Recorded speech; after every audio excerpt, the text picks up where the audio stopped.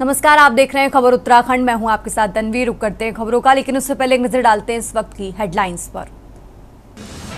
पंचायत चुनाव के दूसरे चरण का मतदान कल। चुनाव के लिए आज जाएंगी 4,433 पोलिंग पार्टियां। यूसीसी लागू करने पर सम्मान समारोह आयोजित। मुख्यमंत्री पुष्कर सिंह धामी होंगे शामिल। सुबह करीब 11:50 पर सीएम धामी होंगे शामिल। उत्तराखंड के सभी सरकारी स्कूलों का होगा सुरक्षा ऑडिट। राजस्थान हादसे के बाद सीएम धामी हुए सख्त। उत्तराखंड के अस्पतालों में शव वाहन न होना मानवता पर सवाल। स्वास्थ्य विभाग के पास सिर्फ 10 शव वाहन। जिला व उप जिला अस्पतालों की हालत चिंताजनक। देहरादून जिला अस्पताल में खुलेगा पुनर्वास केंद्र। दिव्यांगजनों को एक ही स्थान पर मिलेंगी सभी सुविधाएं। हरिद्वार जिला सहकारी बैंक में प्रशासनिक कार्रवाई। लापरवाही पर 2 शाखा प्रबंधक निलंबित। आप देख रहे हैं के न्यूज, खबरों का सारथी। और चलिए अब रुक करते हैं खबरों का, और पहले बात कर रहे हैं हरिद्वार की। हरिद्वार से बड़ी खबर आपको बता रहे हैं, जहां मनसा देवी मंदिर में बड़ा हादसा हुआ है। भगदड़ मची है और इस भगदड़ से 6 लोगों की मौत हो गई है। तो बड़ी खबर आपको हरिद्वार से बता रहे हैं, जहां धक्का मुक्की हुई और धक्का मुक्की में 6 श्रद्धालुओं की मौत हो गई है, तो कई घायल हुए हैं। मौके पर अफरा तफरी का माहौल बचा हुआ है। बड़ी खबर आपको हरिद्वार से बता रहे हैं, जहां श्रावण महीने की भीड़ इस हादसे की वजह बताई जा रही है कि वहां मंदिर में बड़ी संख्या में श्रद्धालु पहुंच गए, और जिसके चलते धक्का मुक्की हुई और इस धक्का मुक्की में भगदड़ मची और इस भगदड़ से 6 श्रद्धालुओं की मौत हो गई है। तो हरिद्वार से बड़ी खबर आपको बता रहे हैं, जहां उत्तराखंड के हरिद्वार स्थित प्रसिद्ध मनसा देवी मंदिर में अचानक भगदड़ मची और इस भगदड़ में 6 लोगों की मौत हो गई है। वहीं कई लोग घायल हैं। फिलहाल बचाव अभियान चल रहा है और सभी को जल्द से जल्द प्रशासन की तरफ से अस्पताल पहुंचाया जा रहा है। तो हरिद्वार से बड़ी खबर आपको बता रहे हैं, जहां मनसा देवी मंदिर में भगदड़ मची और इस भगदड़ से 6 श्रद्धालुओं की मौत हो गई है। और ज्यादा जानकारी के लिए हमारे साथ राजेश जी जुड़े हुए। राजेश जी, इस तरीके से जानकारी मिल रही है, क्या इस मंदिर में भगदड़ क्यों मची, इसको लेकर क्या अभी तक कोई अपडेट सामने आया है?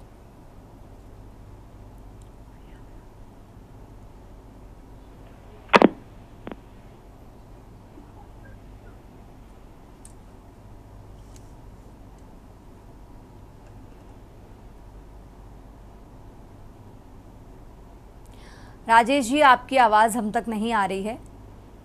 बिल्कुल तन्वी, एक बारी जी बोलिए बोलिए। राजेश जी, जिस तरीके से मनसा देवी मंदिर में भगदड़ मची है, क्या इस हादसे का कारण क्या है? अभी तक कुछ निकलकर कोई अपडेट सामने आया है?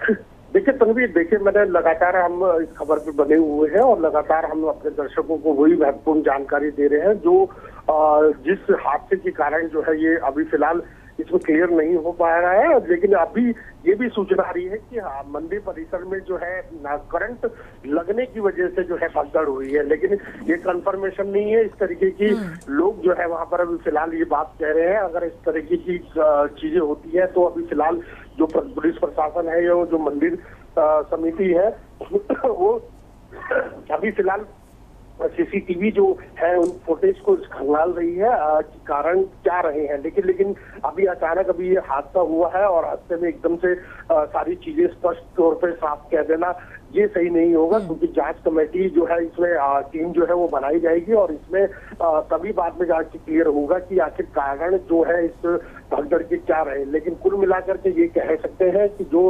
स्थानीय लोग हैं, जो वहाँ के जो दुकानदार लोग हैं, उनका यही कहना है कि मंदिर में काफी ज्यादा जो भीड़ थी वो अचानक आने की वजह से जो है ये भगदड़ हुई है और इसी की वजह से ये बड़ा हादसा हुआ है, जिसमें 6 लोगों की संगीन मौत हो चुकी है। कई दर्जनों जो है इसमें इस समय घायल है और नजदीकी जिला चिकित्सालय हरिद्वार में इनका तमाम लोगों का जो है इलाज चल रहा है। जो भीड़ थी अब वो मंदिर समिति मंदिर परिसर में जो है वो अब प्रशासन ने उस पर कंट्रोल कर लिया है। सामान्य स्थिति जो है अभी की जा रही है, यानी कि अभी होने की कगार पर है। लेकिन जो घायल लोग थे, जो मृतक लोग थे, उन लोगों की बॉडी के साथ जो है उन सभी लोगों को जो है वहां से रिकवर कर लिया है। लेकिन कुल मिलाकर के ये कहा जा सकता है कि बड़ा दुखद और हादसा है। जिस तरीके से हम लोग देख रहे हैं कि लगातार जो है कहीं ना कहीं जो सूचना ये भी आ रही है कि करंट लगने की वजह जो है इसमें बताई जा रही है कि मंदिर परिसर के साथ जो है वो करंट फैला है, और इसकी वजह से जो है जो तमाम लोग वहां पर दर्शन करने के लिए आए थे, तो वो अचानक करंट फैलने की वजह से जो है भगदड़ मची, और भगदड़ के दौरान जो है इसमें 6 लोगों की मौत हुई है। लेकिन देखिए,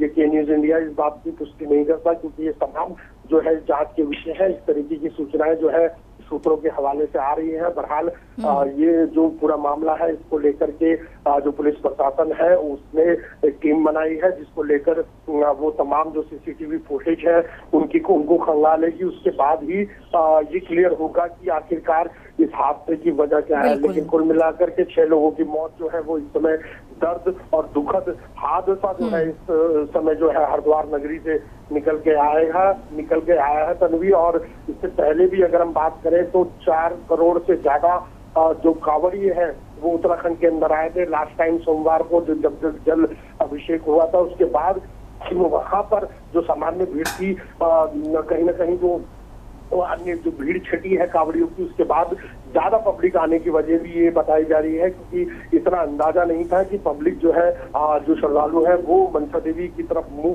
करेंगे। ना ही प्रशासन को इस बात की खबर थी, क्योंकि अधिक संख्या भी इसकी एक बड़ी वजह बताया जा रहा है। लेकिन कारण हम लोग ये क्लियर नहीं करेंगे, हम अभी तक जब तक पुष्टि नहीं होगी, क्योंकि हम भ्रमित खबरों पर इस समय ध्यान देने की जरूरत भी नहीं है। और मुझे लगता है कि ये एक बड़ा हादसा है। इस पे जांच के विषय जो जांच कमेटी है जो मुख्यमंत्री की तरफ से बुलाई जाएगी, या तमाम जो जिला प्रशासनिक तौर पे अगर जांच बैठती है तो तभी स्थितियां साफ होंगी। लेकिन फिलहाल दुखद हादसा है। मनसा देवी में 6 लोगों की तनवीर समय मौत हो चुकी है, दर्जनों लोग जो है वो घायल है। बिल्कुल देखना होगा इस मामले में क्या बड़ी बातें निकलकर सामने आती है। राजेश जी, आप हमारे साथ बने रहिए, हम आगे भी आपसे जानकारी लेते रहेंगे। और ये बड़ी खबर आपको हरिद्वार से बता रहे हैं, जहाँ श्रावण महीने की भीड़ इस हादसे की वजह मानी जा रही है। और तो मनसा देवी मंदिर में अचानक भगदड़ मची और इस हादसे में 6 श्रद्धालुओं की मौत हो गई है, कई लोग घायल हैं। फिलहाल सभी घायलों को इलाज के लिए अस्पताल ले जाया जा रहा है। तो मनसा देवी मंदिर में अचानक भगदड़ मची है, धक्का मुक्की हुई और इस धक्का मुक्की में 6 श्रद्धालुओं की मौत हो गई है। तो हरिद्वार के मनसा देवी मंदिर में भगदड़ मची।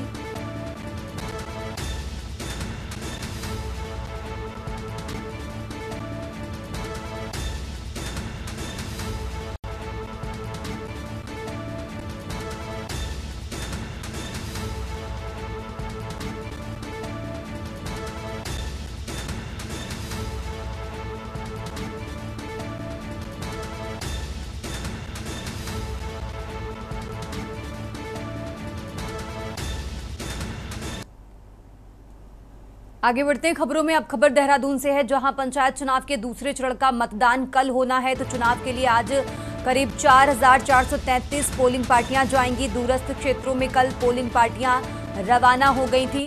तो शनिवार को ही 275 पोलिंग पार्टियां रवाना हो गई थी। 40 विकास खंडों में दूसरे चरण के लिए वोटिंग होगी। तो दूसरे चरण के लिए 5,033 पदों के लिए चुनाव होगा। आपको बता दें, दूसरे चरण में करीब 14,751 प्रत्याशियों के भाग्य का फैसला होगा। 31 जुलाई को होगी पंचायत चुनाव की मतों की गिनती। तो बड़ी खबर आपको देहरादून से बता रहे हैं। दूसरे चरण में 14,751 प्रत्याशियों के भाग्य का फैसला होगा और 31 जुलाई को पंचायत चुनाव के वोटों की गिनती की जाएगी।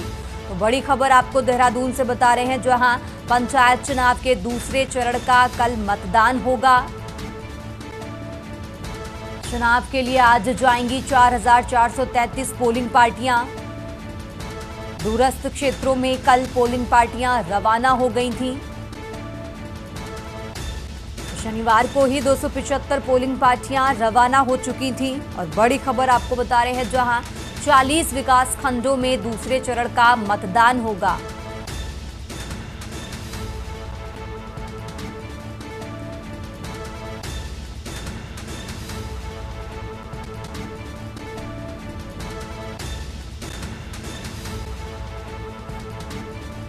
देहरादून से अहम जानकारी आपको बता रहे हैं। पंचायत चुनाव के दूसरे चरण का कल मतदान होगा। चुनाव के लिए आज 4,433 पोलिंग पार्टियां रवाना होंगी।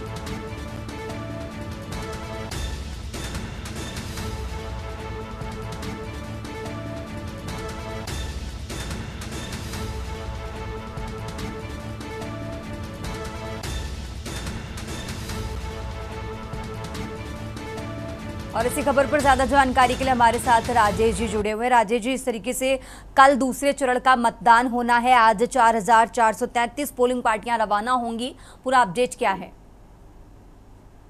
बिल्कुल तन्वी, देखिए इस समय ये कह सकते हैं कि जो त्रिस्तरीय पंचायत चुनाव है उसको लेकर के लगभग पूरी तैयारी कर ली गई है। हालांकि पहले चरण का जो मतदान हुआ था उसमें 68% जो है मतदान जो है वो हुआ है, और लेकिन अब 28 तारीख यानी कि सोमवार को जो है सुबह ठीक 8 बजे से लेकर शाम के 5 बजे तक जो है मतदान शुरू हो जाएगा। और ओवरऑल सब तैयारियां जो है दूसरे चरण को लेकर के जो है वो लगभग कर ली गई हैं। और अब तक की अगर हम बात करें तो देखिए 40 विधानखंडों का जो है ये दूसरा चुनाव होगा, यानी कि 40 विधानखंडों को लेकर के ये चुनाव होगा। दूसरे चरण में लगभग 5,033 पदों के लिए जो है ये चुनाव है, और 14,000 से ज्यादा जो प्रत्याशी हैं वो इस समय मैदान में होंगे दूसरे चरण को लेकर के। यही प्रक्रिया पूरी होने के बाद 31 जुलाई को जो है तन्वी पूरे जो मतदान पहले और दूसरे चरण का हुआ है उसका रुझान जो है वो 31 जुलाई को आ जाएगा, और तस्वीरें जो है वो साफ हो जाएंगी आखिरकार किस क्षेत्र से कौन सा प्रत्याशी जो है वो जीता है। तो कुल मिलाकर के लगभग जो है ये पूरा चुनाव जो प्रकरण है उसको लेकर की तैयारियां राज्य निर्वाचन की तरफ से पूरी कर ली गई है, और सभी तैयारियों के बीच कल सुबह ठीक 8 बजे से जो ये मतदान प्रक्रिया है वो शुरू हो जाएगी प्रदेश के अंदर, और 40 विधानखंडों को लेकर ये चुनाव की प्रक्रिया कल संपन्न हुई है। ठीक है राजेश जी, बहुत बहुत शुक्रिया आपका तमाम जानकारी दर्शकों तक पहुंचाने के लिए। और ये बड़ी खबर आपको देहरादून से बता रहे हैं, जहां पंचायत चुनाव के लिए कल दूसरे चरण का मतदान होगा और 31 जुलाई को पंचायत चुनाव के मतों की गिनती की जाएगी।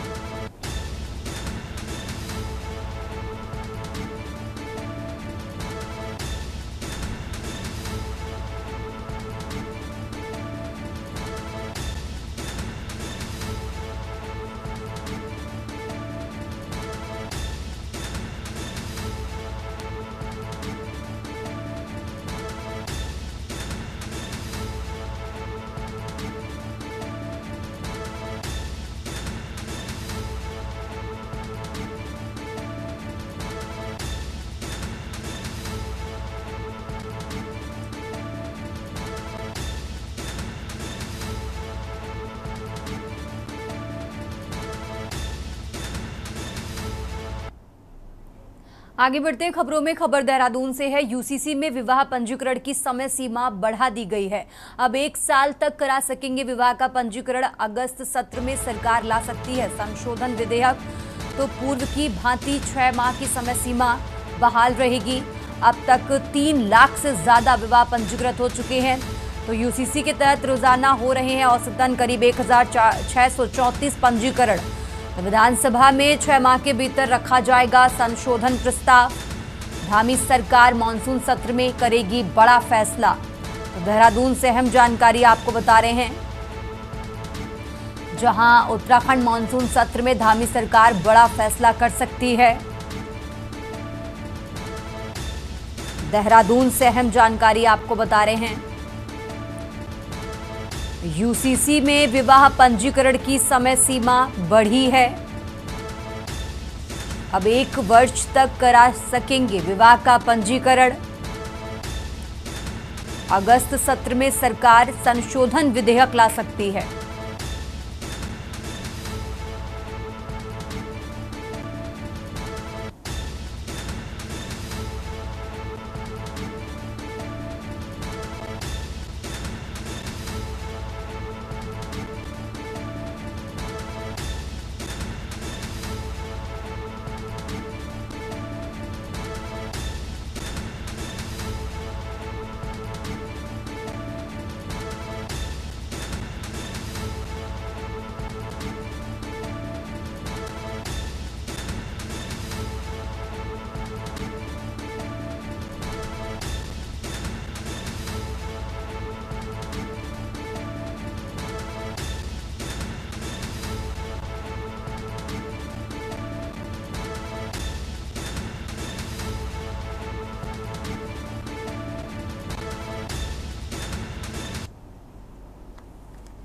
यहाँ रुकते एक छोटे से ब्रेक के लिए, फौरन हाजिर होते हैं। आप देख रहे हैं के न्यूज, खबरों का सार। ब्रेक से वापस आ चुके हैं, रुक करते हैं खबरों का। बात कर रहे हैं देहरादून की। देहरादून से खबर आपको बता रहे हैं, देहरादून से अहम जानकारी आपको बता रहे हैं, जहां यूसीसी लागू करने पर सम्मान समारोह। मुख्यमंत्री पुष्कर सिंह धामी आज इस कार्यक्रम में शामिल होंगे। सुबह 11:50 का समय बताया जा रहा है जब सीएम धामी इस कार्यक्रम में शामिल होंगे। यूसीसी लागू करने पर सम्मान समारोह का आयोजन किया गया है और इस कार्यक्रम में शामिल होंगे उत्तराखंड के मुख्यमंत्री पुष्कर सिंह धामी। तो देहरादून से बड़ी खबर आपको बता रहे हैं, यूसीसी लागू करने पर सम्मान समारोह का आयोजन किया गया है और इस कार्यक्रम में शामिल होंगे उत्तराखंड के मुख्यमंत्री।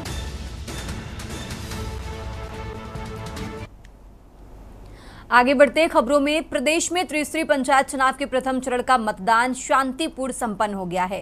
राज्य निर्वाचन आयोग के सचिव राहुल कुमार गोयल ने बताया कि प्रदेश के हरिद्वार जनपद को छोड़कर शेष 12 जनपदों के 49 विकासखंडों की संबंधित ग्राम पंचायतों में स्थापित 5,823 मतदान केंद्रों में मतदान की प्रक्रिया संपन्न हुई है। उन्होंने बताया कि प्रथम चरण में कुल 68% मतदान हुआ, जिसमें 63% मतदान पुरुष जबकि 73% महिला मतदाताओं ने अपने मताधिकार का प्रयोग किया।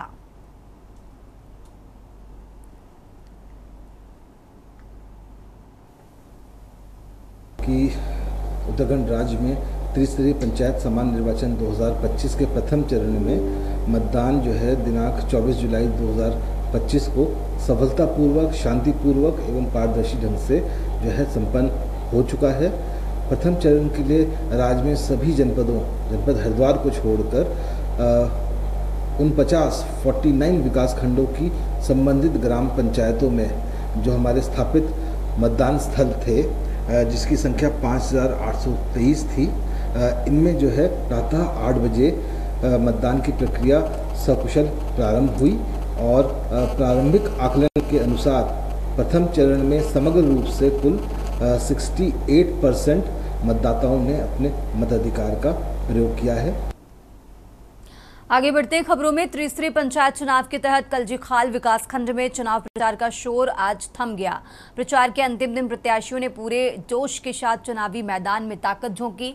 डोर टू डोर कैंपेन, जनसंपर्क और रैलियों के जरिए प्रत्याशी जनता को अपने पक्ष में करने की हर संभव कोशिश करते नजर आए। कुछ भाजपा समर्थित प्रत्याशी स्थानीय मुद्दों को दरकिनार कर शीर्ष नेताओं के फोटो लगे पोस्टरों और उनके प्रभाव का सहारा लेते दिखे। वहीं निर्दलीय प्रत्याशी क्षेत्र की समस्याओं और स्थानीय मुद्दों को प्रमुख से उठाकर खुद को जनता का सच्चा प्रतिनिधि साबित करने की कोशिश में जुटे रहे।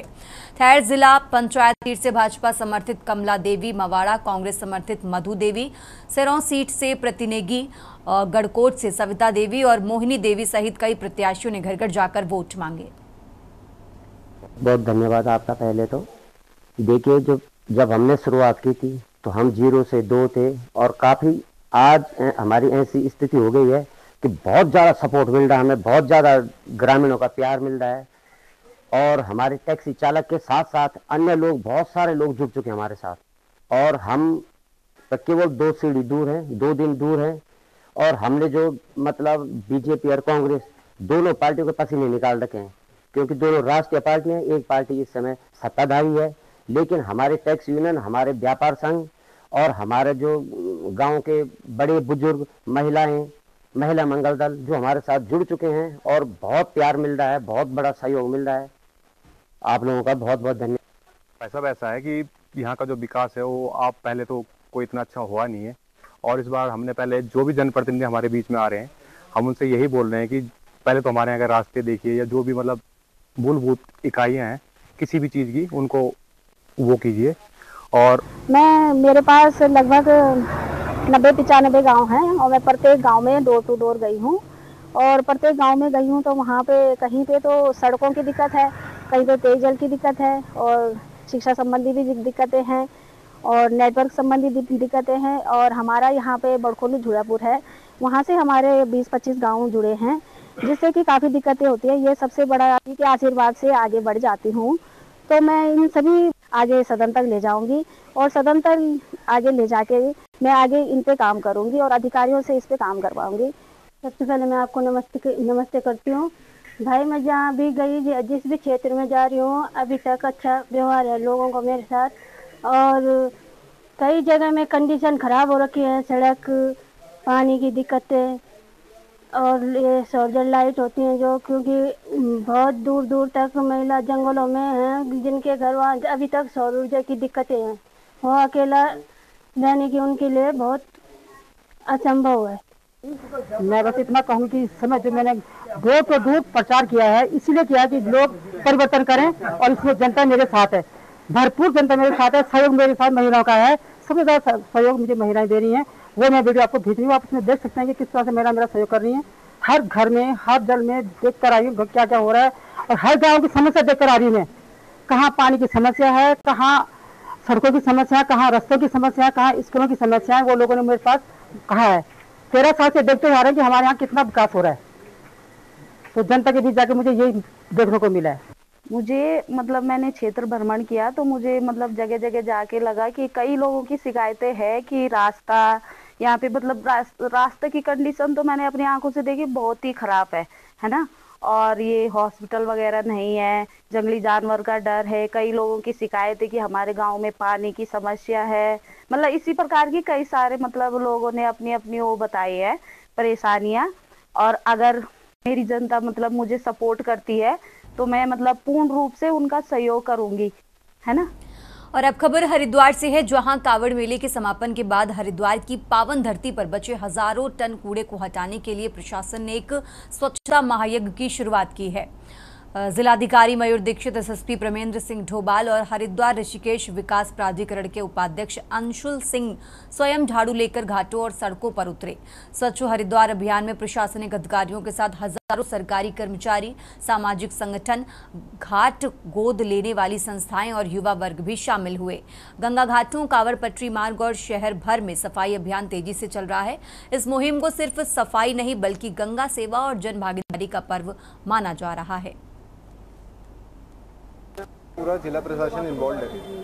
जो माँ गंगा मैया से आशीर्वाद मिला है हरिद्वार की जनता को, हरिद्वार के प्रशासन को कि यहाँ हम लोग काम कर रहे हैं, यहाँ हम लोग रह रहे हैं, तो ये हमारी सामूहिक जिम्मेदारी बनती है कि हम इसे मिलकर साफ रखें। और मैं आशा करता हूँ इस अभियान के थ्रू हम जितनी सफाई कर पाएंगे उससे हम लोगों को जागरूक भी कर पाएंगे कि कैसे अपने एरिया को, आसपास के एरिया को साफ रखना है, स्वच्छ रखना है, और कैसे ही ये हमारे जो सैलानी आते हैं उनको भी हमें ये मोटिवेट करना है कि वो यहाँ गंदगी ना फैलाएं। माननीय मुख्यमंत्री जी की प्रेरणा से ही ये अभियान शुरू हुआ है। माननीय मुख्यमंत्री जी द्वारा लगातार इस संबंध में हमको गाइडेंस दी गई कि भाई एक अभियान होना चाहिए जिसमें समस्त लोगों की भागीदारी के साथ प्रशासन के द्वारा एक गंगा जी की तट की सफाई की जानी चाहिए। खबर उत्तराखंड में फिलहाल इतना ही। आप देखते रहिए के न्यूज़ इंडिया। आप देख रहे हैं के न्यूज़, खबरों का सारथी।